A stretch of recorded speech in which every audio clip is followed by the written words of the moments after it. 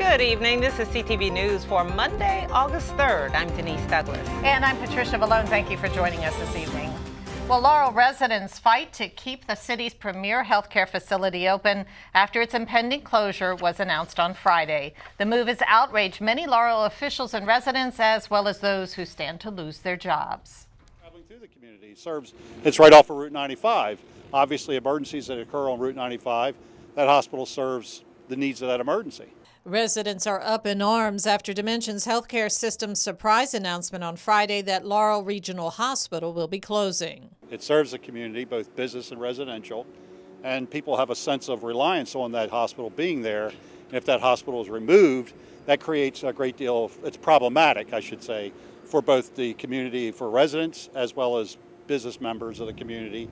Now, Dimension's plans to turn the hospital into a new ambulatory facility dedicated to preventative care and reducing inpatient services. The new facility is expected to cost about $24 million and should be completed by 2018. Our people are very upset. In fact, if you look at our website, we have over 41,000 hits on that website, people looking for information and expressing their displeasure with what's happening. I think that with those jobs that are being lost, we lose revenue from our different businesses around the city. We also are going to lose a lot of other economic development, that we're building houses and people not to occupy those houses because of the hospital. More than 600 workers stand to lose their jobs. Dimension says it will minimize those losses by offering many displaced employees comparable positions at other facilities. But union officials say they have not received any information on what vacancies currently exist in other parts of the system. And Laurel Regional Hospital was founded in 1978. Well, as we mentioned, many are concerned about the closing of this hospital. Absolutely right. Joining us right now to talk about what impact the change will have on the community and employees is Lisa Wallace, the vice president of a union that represents hospital workers. Lisa, thank you for joining us. Thank you. Now, it seems like you guys were caught a little bit off guard with this. The union, the mayor, all about this closing with the hospital, caught off guard? Yes, we were. And so tell me a little bit about that. Does that annoy you? Well, yes, it does annoy us. Tell us what your main concerns are because of this. Well, our main concerns are jobs, the behavioral health care that's being offered, people having to go to other hospitals when these workers have worked so long there. They deserve to remain where they are. And something kind of interesting here, $24 million is being spent on creating the new ambulatory care unit, which will replace the hospital. So some are wondering, why not use that, save that money, and just keep the facility as it is and not displace a whole lot of people? Well, first of all, that money is not approved. A lot of this stuff came about without approval from the mayor. So that really has a lot of people concerned as to what Dimensions is doing. And speaking of the mayor, he's actually come out and criticized it, saying this has been held in many closed-door sessions, no involvement from the community, no involvement from officials. What do you think about that? Well, first of all, we're in the facility itself, meaning 1189 SEIU. We're in the facility.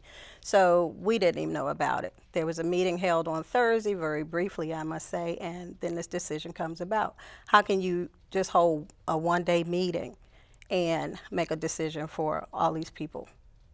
Right, it gives you the sense that it really wasn't a one-day meeting. Maybe this was something that was kind of brewing, and then the final decision possibly. Here's another question though. Dimension says that, you know, admissions to the hospital has been down. Also, they've been losing a whole lot of money. What do you think about that as a reason for deciding to close it? I mean, is it legitimate? Were there alternatives? Where do you think that stands based on their reasoning? Well, yes, they have been losing money, but there were alternatives. That's exactly why the union is in place to help resolve these type of issues. Well, what does that mean for care now? What are we talking about? When they say ambulatory care center, we're talking emergency services, but not inpatient. How does that all pan out?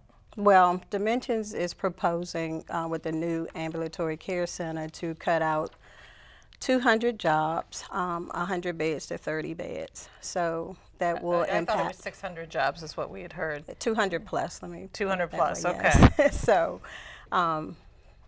to us, that would affect quality health care for all. So something we need to look into. Right.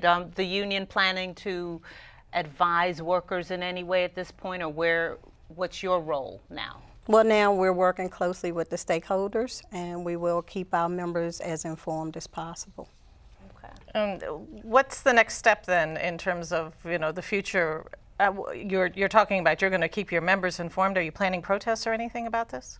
Well, we're in conversation as to doing actions, but I'm sure we'll keep you abreast as things come along. All right. Well, thank Please you so do. much. Very critical issue, obviously, in the community. Yes, thank you. Well, as Patty mentioned earlier in her story, the ambulatory care center that is scheduled to replace the hospital is expected to be built by 2018, and it will be in that same location.